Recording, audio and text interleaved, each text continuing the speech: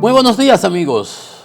Francisco Antonio Méndez y el programa Economía y Mercado les saludan este martes 22 de octubre del 2024 con 27 grados Celsius aquí en La Julia, Distrito Nacional, y lluvia. Desde ayer está lloviendo. A esta hora, cuando yo venía para el programa, ayer tuve un percance, no pude venir porque mi hija que iba al trabajo, hay un motorista aquí, DGC tiene que darle...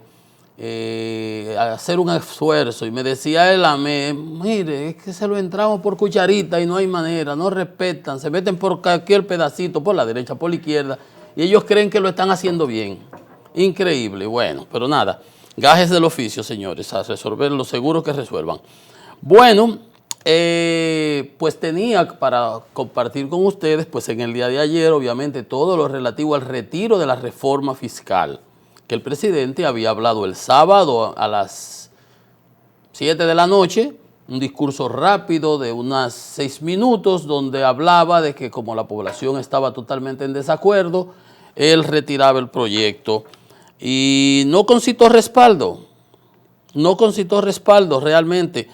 Era un mal proyecto, malísimo. Lo habíamos comentado, las opiniones de los más reputados economistas. Decía ese especialista que era un desastre, la peor que él había visto en décadas de reforma tributaria, un especialista tributario. Mal concebida, agresiva, abusiva, sobrecargada. Decía Giuliani, Héctor Giuliani debió haber sido gradual, muchas de las cosas que se aplicaron ahí. Fue tanto así que recibió inmediatamente, la retiró.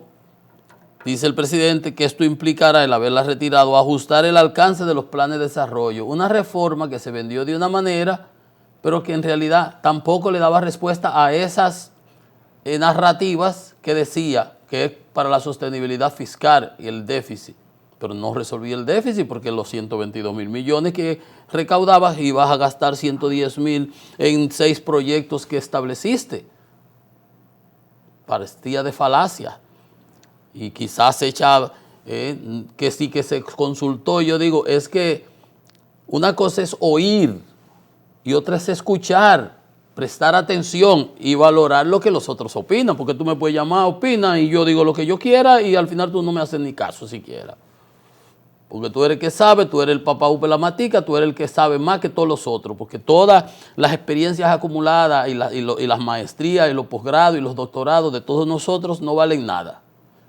Ni los 20, 30 años de experiencia que tenemos todos en conjunto y más, gente con más. Ayer veía una entrevista de Luis Manuel Piantini, mi amigo, es gobernador del Banco Central, funcionario de 40 años en los puestos más importantes de este país, representante dominicano ante el Fondo Monetario, en la OMC. Entonces no podía ser que todo el mundo, yo lo dije aquí, ¿qué decía yo? Pero no puede ser que todos estemos equivocados. El sector empresarial, en todos los renglones, turístico, cine, o zona franca, lo de cigarro, lo del ron, lo de los productores de bebidas gaseosas. ¿Verdad que no podíamos estar todos equivocados? Y dígase de los banqueros, con la aberración esa de subir el impuesto de 10 al 27% para cobrar sobre los intereses generados por inversión financiera. Una locura. Los constructores. No podía ser que todos estuviéramos equivocados. No, por supuesto que no. Obviamente, inmediatamente el presidente lo retiró, todo el mundo lo apoyó. Leonel Fernández celebra la decisión del presidente de retirar la reforma, que debe ser de consenso. Era evidente que la aprobación hubiera generado un impacto negativo. Él lo pidió inmediatamente que se retirara. Clave para que todas las voces sean escuchadas, una reforma que debe ser progresiva, que se busque consenso. Omar Fernández, que preparó una actividad muy importante donde los economistas participaron y expresaron todo, nadie apoyaba. Y el argumento, además, de que la Ley Nacional de la Estrategia Nacional de Desarrollo establece un pacto fiscal, sí, pero una reforma, pero no cualquier reforma. Y no este cangrejo fiscal, que yo lo relajo porque que íbamos para atrás, iba a afectar el crecimiento, la inversión, el consumo. El Producto Interno Bruto se compone de consumo, inversión, gasto, que es el del gobierno, exportaciones menos importaciones. Eso es que usted oye cuando se habla del PIB, esa es la producción global de todos los bienes y servicios de la economía nacional o de la economía en un año fiscal. Y eso se agrega el consumo. En Estados Unidos el consumo es 2/3 partes del producto. El consumo de nosotros, de la gente. Pues yo consumo más o menos en función de si hay inflación, consumo menos. Porque los precios suben y mi sueldo no subió, tengo menos ingreso disponible, se llama. Si me pones impuesto, me quedan menos ingresos entonces, consumo menos. Entonces, ¿qué va a hacer el consumo? Se va a caer. Si no hay ahorro, no hay inversión. Si yo grabo el ahorro, la inversión en certificado de depósito, en certificado financiero, y le pongo, la paso del 10 al 27, voy a disminuir el ahorro. Si disminuyo el ahorro, no va a haber inversión. Para pagarle una tasa de interés, tengo que pagarle una tasa de interés que incluya ese 27% de lo que él va a tener que pagar al fisco para que sea atractivo y no se lleve su dinero para Honolulu, para allá, para donde sea. Entonces, si no hay ahorro, no hay inversión, y si no hay inversión, baja el crecimiento del producto. Si no hay consumo, si no hay inversión, entonces gasto. El gobierno sí va a recaudar un dinero que lo va a gastar más, peor que como lo gastaría el sector privado. Entonces que se va a ir prácticamente en gasto corriente.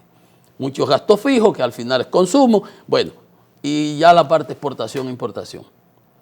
Pero fíjense ustedes, todo lo que ese proyecto iba a hacer era afectar el crecimiento, ralentizar el crecimiento.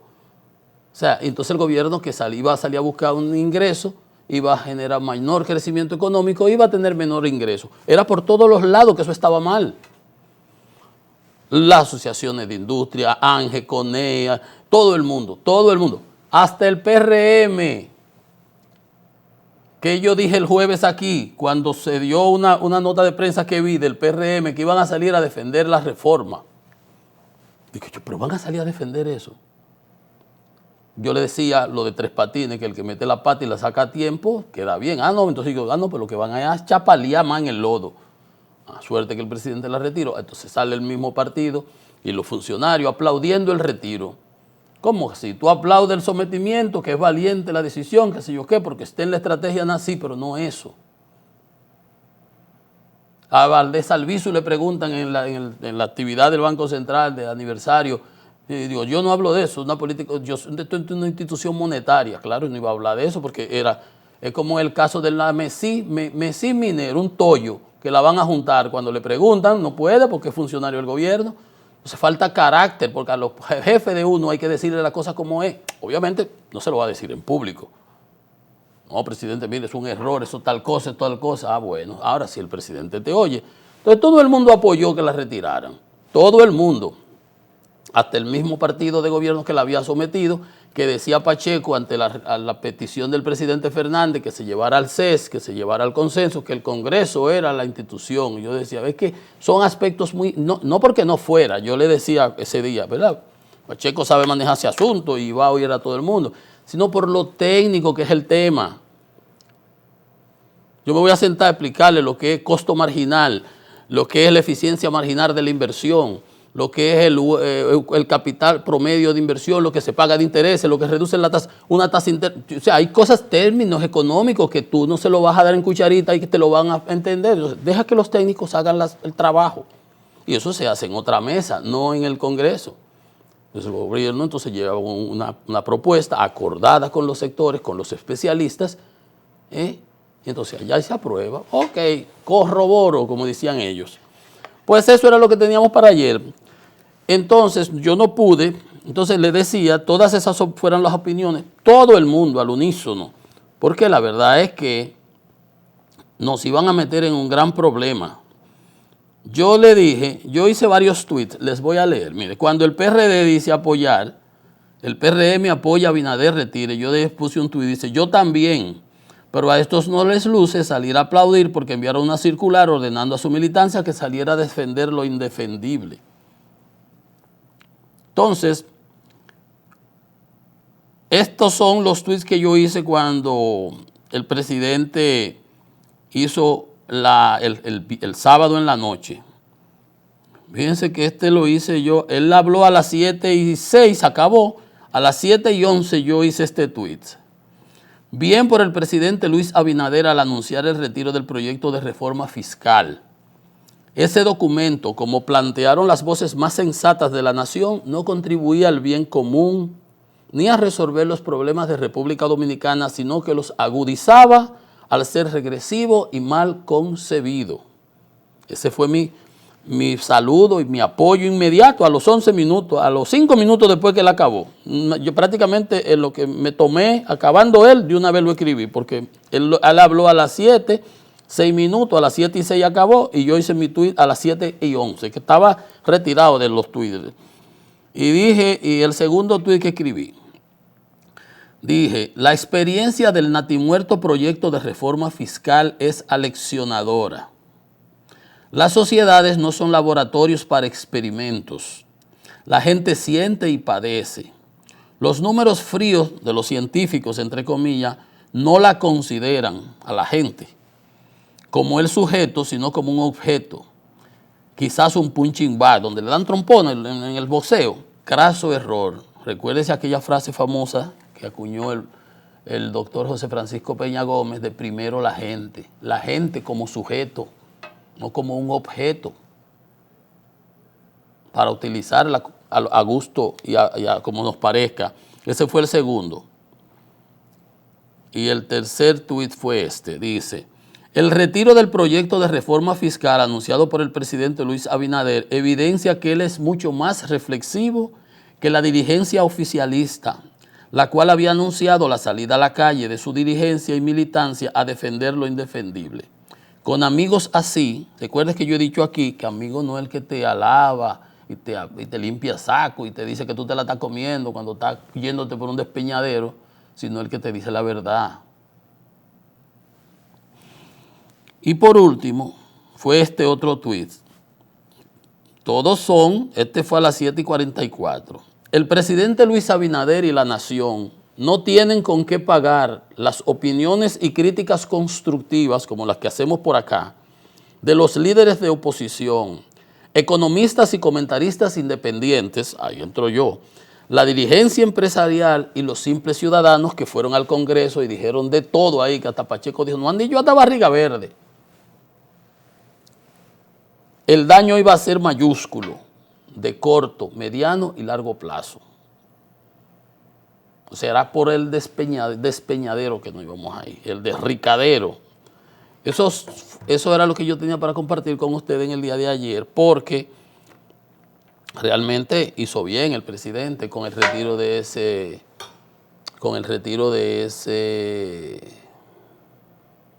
esperpento, mal concebido, mal hecho, iba a provocar todo lo contrario de lo que se buscaba en realidad. Y el presidente, yo pienso que puede estar molesto, puede estar, quizás hasta decía ayer, vamos a entrar, no vamos, porque obviamente su administración, su gobierno, sus funcionarios, alguien lo prepararon en Hacienda o donde fuese, el que salió a defenderlo fue Hochi. Ah, bueno, entonces todos nosotros estamos equivocados. Yo le hago la retajila de economistas, los de INTEC, de la UAS, todos los otros independientes, hasta Magín, que era uno de los mayores promotores. No, pero espérate, eso no. Lo del ITEB, ponerle de 0 a 18 a los productos, 120 productos de la canasta básica, como dijo Mercedes Carrasco. En 40 años no habíamos visto una cosa semejante.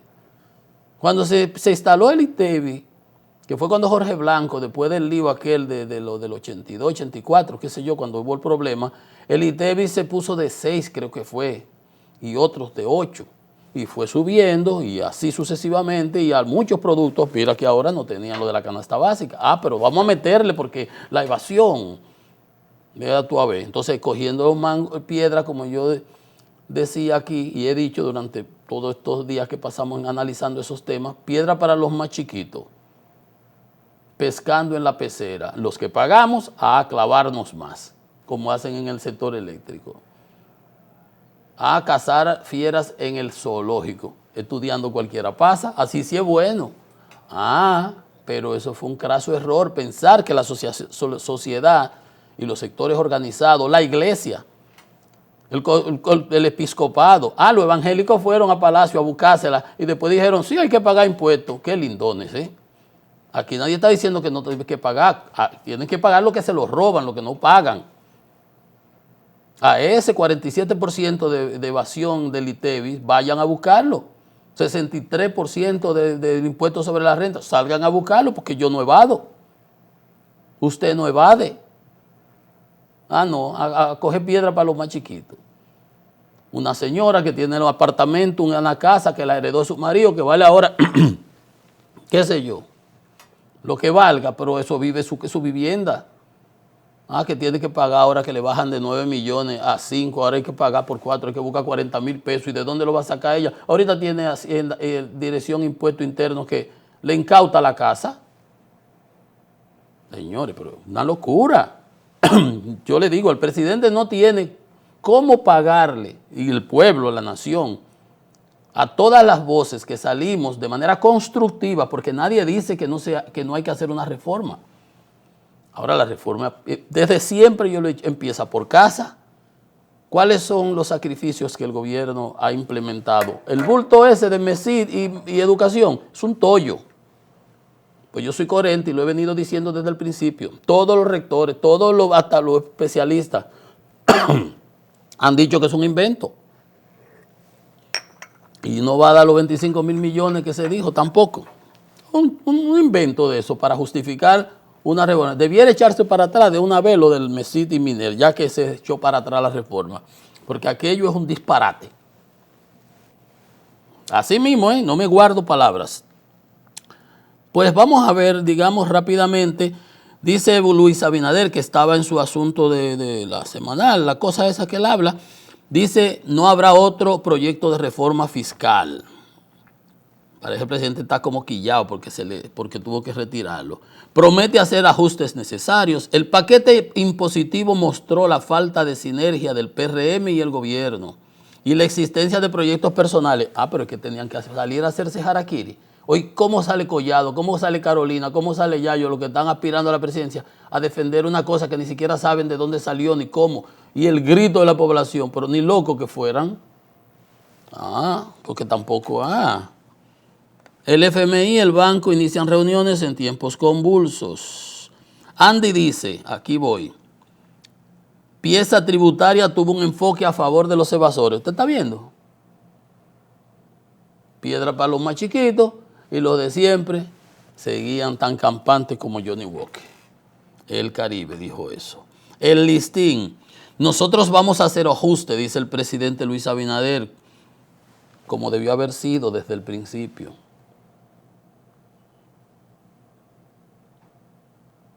Primero fue el verbo, como dice la Biblia.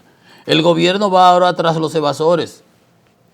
Eso es lo que debió haberse enfocado desde el principio y no cargar a la clase media, a la clase baja, a dañar lo que estaba bien en el sector productivo nacional, las zonas francas, los proyectos, 8 proyectos de zona franca detenidos, cuántos hoteles detenidos, la inflación que se generó nada más por ese sometimiento de esos proyectos. Los productos en los colmados y supermercados ya habían sido indexados. Esperando la próxima, porque esto no es a lo loco, señores. El presidente pondera sitial de República Dominicana en el ranking de la Sociedad Interamericana de Prensa. Y dice el Diario Libre que el gobierno anunció que no presentará otro proyecto de reforma fiscal. Tiene que sentarse a discutir para ver cómo se arregla la situación, pero no ese proyecto de reforma fiscal, porque ese proyecto no era bueno. Debe agradecer el gobierno que tuvo que retirar. Los bonos soberanos caen por retiro de reforma fiscal. Vamos a comentar esos temas porque aquí hay muchas cosas importantes. Entonces, señores, dice el presidente que por retiro de reforma fiscal estamos haciendo los ajustes del lugar. Claro, la reforma fiscal, ¿qué era lo que iba a dar? 122 mil millones. ¿Para qué? Para recapitalización del Banco Central, 20 mil policías, subir la tarjeta, subir los sueldos, se iban a gastar 110 mil, no iba a bajar la deuda, el déficit. Si el déficit no baja, la deuda no baja porque hay que buscar deuda, financiamiento para solventar ese déficit. Entonces, los ajustes que haya que hacer. ¿Cuántas pensiones especiales se otorgaron en la campaña?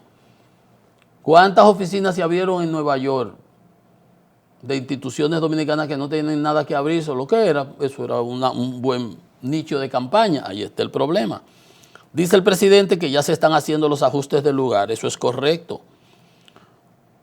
Dice que cuando vemos el nivel de deuda hoy del gobierno es 3% menos. Ese es el relajo aquel de comparar la deuda, relación deuda, Producto Interno Bruto, cuando la pandemia y lo que está hoy. No, el stock de deuda ahora son 76 mil millones de dólares, presidente. Mucho más que lo que había entonces. Se han cogido por lo menos neto. Cuando se dice neto es que mientras pasan los años tú pagas una porción y coges otra, como 26 mil millones de dólares. Vamos a hacer los ajustes, pero no tenemos otra propuesta. Bueno, debiera tenerla. No tenían un plan B. No se manejan las cosas así. O sea, esa y esa era, porque duramos 5 años preparándola. Si duraron 5 años preparándola, eso en lugar de hablar bien, habla muy mal, porque lo que prepararon fue un cangrejo, que lo que iba a hacer era llevar el país para atrás, en todo sentido, sociopolítica y económicamente.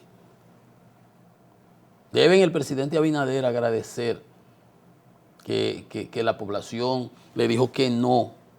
La sabiduría popular, científica, económica, la experiencia, todo, como cuando hacemos planificación estratégica, que no podíamos estar todos equivocados. O sea, yo tengo 30 años de experiencia cuando yo llegué al país.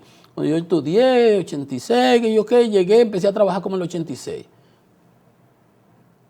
¿Cuánto tiene Andy? ¿Cuánto tiene Jaime? ¿Cuánto tiene Hugo Giuliani? ¿Cuánto tiene Héctor Giuliani? ¿Cuánto tiene Luis Manuel Piantini? ¿Cuánto tiene Mercedes Carrasco? José Luis de Ramón, Magín, o sea, Rolando, Magdalena, Antonio Siriaco, los del CRES, Miguel Collado y Franco. O sea, todos nosotros, usted lo suma, todas esas experiencias y los títulos académicos y llena un estante. No puede ser que todos estuviéramos equivocados.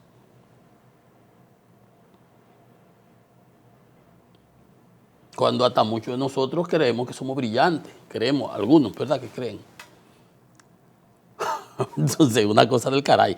Gobierno arreciará la lucha contra la evasión y creará perfiles de riesgo. Lo que debió haber sido. ¿Qué es lo que dice Andy? No, pero si ese proyecto lo que era, que premiaba a los evasores. Porque se enfocaba en la clase media, en el ITEVI. El 72% de las recaudaciones de esos 122 mil millones en el ITEVI. ¿A quién le da en la madre el ITEVI? A la clase media y a los más pobres le da con más fuerza. Aunque el rico pague los mismos 18 de ITEVI, a él no le afecta porque su ingreso es mucho más grande y nosotros es lo comido por lo servido. El gobierno arreciará su lucha contra la evasión y la elusión fiscal. Correcto. La evasión del ITEVI anda en 47% y la del impuesto sobre la renta en 63%. Ah, pero salimos a buscar fieras al zoológico, a cazar los monitos del zoológico, así no. Se van a crear perfiles de riesgo, los contribuyentes, y se va a utilizar inteligencia artificial y el machine learning. Claro, para eso está la tecnología y las herramientas. Van a hacer un censo al contribuyente para incumplir. Como le decía José Luis de Ramón, pero ¿y para qué está entonces la administración, la DGI, para cobrar? Porque a mí me llega una cosa ahí cuando yo me retraso con el IPI o con el anticipo. Entonces, ¿por qué aquello? Claro, habían cosas buenas, dice el vocero del gobierno, que las buenas propuestas que planteaba el proyecto no fueron valoradas por la población. Sí, Homero, fueron valoradas, lo comentamos aquí, el anticipo, la eliminación, la creación del monotributo. Pero es que las 3 cositas buenas que tenía el proyecto eran como un caramelito.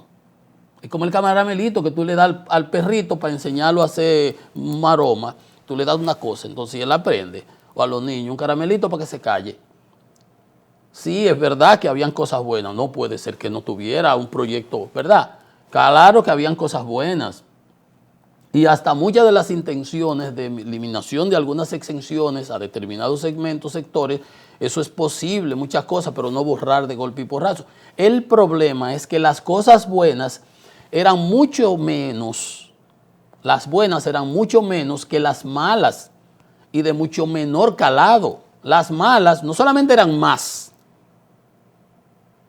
y malísimas, sino el impacto que tendrían en los pobres, en la clase media, en el sector productivo, en el empleo, en el crecimiento, en el desarrollo, definitivamente. Entonces, no es que la población no valoró las cosas buenas, es que ese proyecto, cuando se hacía una relación beneficio-costo, las cosas buenas se quedan aquí, como cuando tú pones dos cosas pesadas y las malas lo tumbaban. No es que no lo valoró, la población lo valoró y la población está dispuesta, la gente consciente, sabemos que hay que hacer una reforma, pero no esa, porque esa que presentó el gobierno es un tollo. Y mira cómo el pueblo aplaudió, o sea, todos no podemos estar equivocados y hemos alabando al presidente, su talante democrático que oye. Lo que pasa es que esa discusión debió haberse hecho ex ante, no ex post. Bueno, pues yo decía, bueno, pero si vamos a hacerla ex post, pues vamos a hacerla a posteriori. Muy bien, porque mejor tarde que nunca. Pero esa discusión debió haberse hecho con todos los sectores, oír y escuchar, no solamente oír, que nos reunimos, pero no se tomó lo que dijeron. Hoy, ¿cuántas veces la Asociación de Industria dijo aquí? Y lo comentábamos, y Celso Juan y Brache, que tenía que ser equitativa, que tendría que no afecte el empleo, que no afecte el crecimiento, pero lo que hacía esa reforma era totalmente lo contrario. Hasta los curas dicen, como la carta del episcopado. Entonces, dice que, esa es la posición del speaker del gobierno y no es verdad lo que él dice, la población sí lo vio. Y uno sabe los puntos buenos que había en la reforma. Bueno, puede ser que todo era mal, por supuesto que no. Y hasta la intención, pero habían cosas ahí. Vender que esa reforma era para bajar el déficit, eso fue una falacia. No tocaba el déficit de 3% del Producto Interno Bruto bajaba a 2.9%. No. De hecho, por eso me asombro cuando veo esta información que dice, según Bloomberg, los bonos de República Dominicana cayeron luego del retiro del proyecto de reforma fiscal. Apaga las esperanzas de que la nación obtenga una calificación de inversión. Bueno, lo que pasa es que esa reforma no iba a dar una respuesta al déficit fiscal. Cayeron hasta 2.6 centavos por dólar, negociándose por debajo de 90 centavos. Dice que el retiro es un retroceso significativo para el objetivo de asegurar un estatus de grado de inversión. Mire, yo quiero decirle a estos científicos, eso lo escribió Ricardo Penfold de Seaport Global en Nueva York. ¿Cómo se logrará la consolidación fiscal? ¿De dónde él saca que en esa reforma que se mandó se lograba una consolidación fiscal? Para que ustedes vean, esto es, no, porque mira, lo dijo un tipo de Nueva York. ¿Se acuerdan aquello de que un anuncio que hacía de que la Caledonia, California, tan lejos? Sí, pues Nueva York. Porque lo dijo un tipo de Nueva York y una calificadora de riesgo y una vaina. Las calificadoras de riesgo calificaban a Enron como la compañía más top allá arriba. Cuando eso fracasó, Globo, ahí se cayeron todas. Price, Coopers, todas las grandes calificadoras de riesgo. Fitch, Moody, todas la clasificaban como lo máximo. ¿De dónde se inventaron que con esa reforma, porque están hablando de que se retiró? Ellos lo que debieran hacer es decir, bueno, qué bueno que la retiraron esa reforma, porque esa reforma lo que iba a afectar el crecimiento económico, iba a afectar el producto, iba a afectar la estabilidad social, política y económica de la nación. ¿Cómo se logrará la consolidación fiscal? ¿Acaso esa reforma consolidaba nada fiscalmente? Esa reforma lo único que hacía era que generaba 122,000 millones de la costilla de los ciudadanos para el gobierno invertirlo en 6 proyectos que lo había dicho el ministro de Hacienda antes de presentar la reforma. Recordémoslo. 20,000 policías. ¿Qué dice Homero? Dice que las valorados, que la población no vio los beneficios. Él habla de pasar la matriculación 20,000 policías de 39 a 59,000. Etcétera, etcétera. O sea, ese dinero se iba a gastar. ¿De qué consolidación fiscal habla Bloomberg? Bloomberg no es calificadora de riesgo, que veía a gente opinando también en la televisión, porque esas son las cosas que a mí me da risa. Bloomberg es una noticiera como SIN, como CDN, como el LITIN, como cualquiera. Las calificadoras de riesgo son Moody, Standard & Poor's, Fitch Rating, etcétera. Pero ¿qué decía? Entonces, ahí no había ninguna consolidación porque el déficit seguía igual. Lo comentamos aquí, los trabajos que hizo la CRES. Si se van a gastar, si recaudo 122 mil millones y lo voy a gastar, ¿dónde bajo el déficit? Del 3% del producto se quedaba igual. ¿De qué consolidación fiscal están hablando? Dice Andy Dauager que el proyecto solamente beneficiaba a los evasores. Estaba diseñada en gran parte según los intereses de los evasores fiscales. Y que aquí no va a haber ninguna crisis económica, que el déficit es manejable y que la ley de responsabilidad fiscal no es más que una declaración de principio. Entonces hace propuestas, pero ¿qué es lo fundamental que dice? Ya él hizo un trabajo de 3 páginas en el Caribe, donde desglosaba sector por sector las falencias y errores que tenía esa reforma. Entonces cuando usted oye Bloomberg, dice Bloomberg que bajaron los precios, pues si el que está por allá que compró no entró en los detallitos. ¿Cómo no entra tampoco ese que está opinando? Porque esa reforma que se propuso no es verdad que ayudaba a la consolidación fiscal, eso es falso, de toda falsedad. Y no ayudaba a la consolidación fiscal porque no enfrentaba el déficit, no disminuía el déficit, lo dejaba igualito.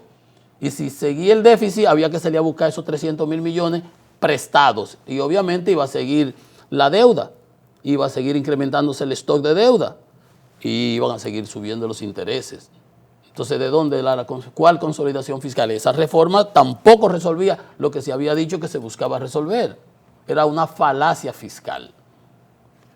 Entonces, él propone que se le pongan tributos únicos, por ejemplo, a las importaciones de los chinos en las aduanas, que se cree un consejo de fiscal, persona a la que los empresarios le tengan miedo en la DGI, y un consejo como tipo la Junta Monetaria, para que digan qué gastos son justificados en el gobierno y qué no. Los ajustes que está diciendo el presidente que va a hacer.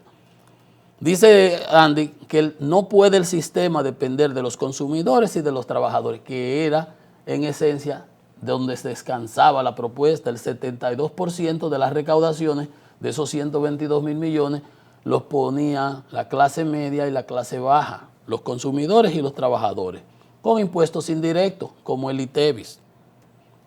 Entonces dice que según sus cálculos el déficit va a llegar a 200 mil millones y va a seguir 2.9% del Producto Interno Bruto, cuando era 3, no iba a hacer nada. Y ese 2.9, dice Andy, que el mercado financiero lo financia muerto de la risa. O sea que el argumento ese de Trump, de Bloomberg, dice, es un bulto para venir a decir que mira, ahora que no aprobáramos la reforma. Dice, lamentó que el anuncio de la reforma haya creado incertidumbre entre los inversionistas sobre el desmantelamiento de los incentivos fiscales. Pero dice, la gente está en contra del modelo clientelista. Esos son los gastos que el gobierno tiene que enfrentar, reducir esos gastos, esa nómina supernumeraria, ese incremento. La nómina subió del 19 a la fecha en más de 100 mil millones, 100 mil millones. ¿Usted sabe cuánto era lo que buscaba la reforma esa que se acaba de retirar? 122 mil millones.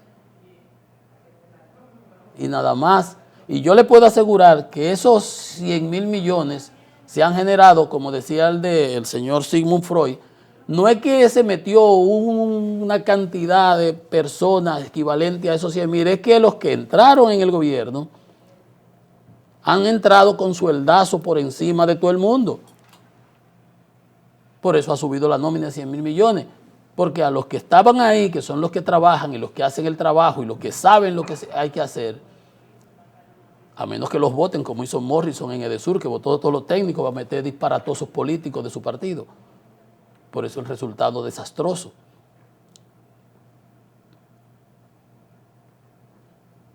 Entonces, ese es el problema. Entonces, Andy recomienda que no se toque el ITEVI de nuevo, que no se toque el IPI hasta el 28, pero que hay que sentarse a hacer una reforma. Estamos de acuerdo.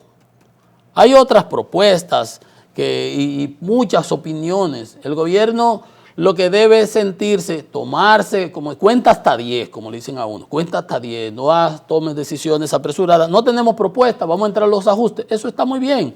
Esos ajustes eran lo que iban a darle legitimidad a la propuesta.